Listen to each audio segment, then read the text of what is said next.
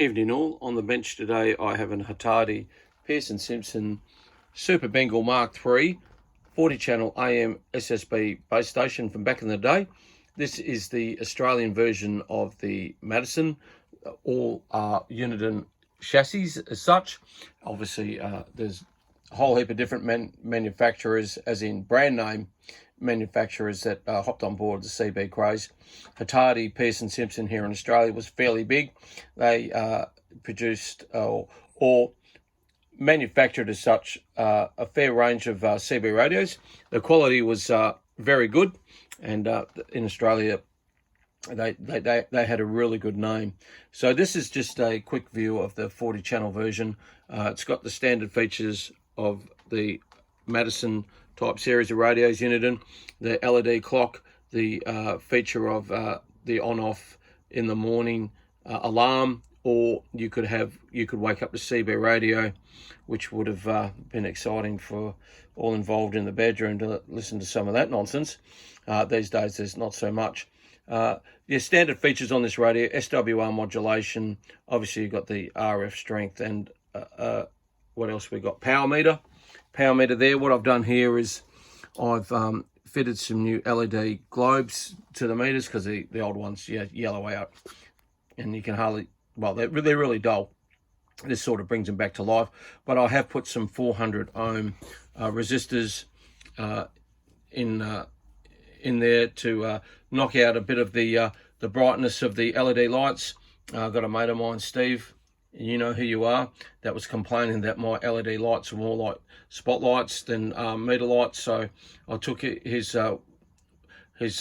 word under advisement, and I've knocked out a fair bit of the light. And yeah, I've got to admit, he was right. The radio itself, the meters do present a lot better.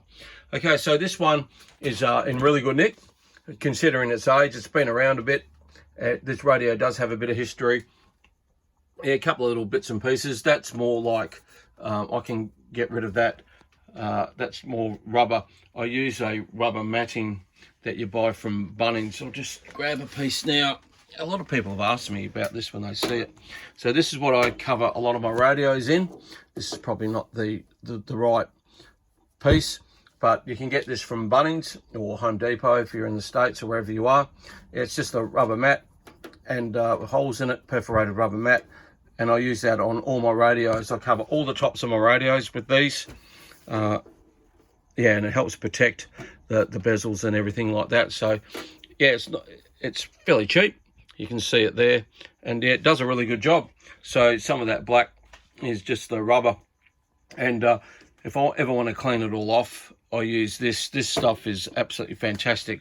I don't know if people can get that overseas, but eucalyptus oil from obviously the eucalyptus trees over here in Australia. Geez, this stuff cleans everything, and it's non-toxic, and it's not a solvent, so it doesn't rub any power coating off the bezel or anything like that, or paint. So yeah, if you can get hold of some eucalyptus oil, it's amazing what eucalyptus oil can clean. It's good little Aussie invention, that.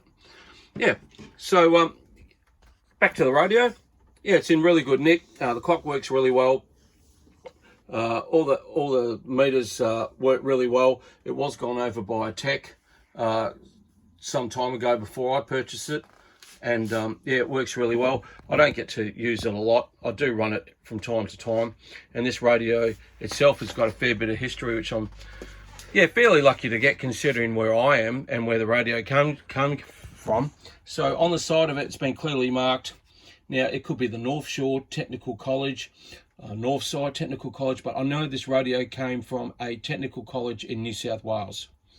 Both the radio, it's been marked on the side and on the back. Obviously there's got a stencil there, and the actual speaker itself has got a stencil on it. This radio was used obviously to teach people about CB radio back in the day. So yeah, it's a bit of a rarity to have this radio, and yeah, really pleased to get it. On-air reports are really good. Uniden made a really good radio. I don't think anybody could say that they didn't. Towards the back end of the 1980s and the 1990s, they really started to lose their plot in regards to component quality, and that's when, you know, the sort of CB craze died off, and they were looking to save money left, right, and centre, and still produced a product. You know, the filters were no good, the components were average, and so these radios themselves are a living testament to the CB era. So that's just a quick overview of the Bengal, Super Bengal Mark III. As I said before, it's unusual that the radio itself was never marked Mark III. It's probably on the back. There might be something on the ID tag, I'm not too sure. But probably don't stress over it too much. Okay, I hope you like this video. Don't forget to subscribe, hit the like button. If you've got any comments, drop them in the comment section. And as I said, you know, I've got plenty more.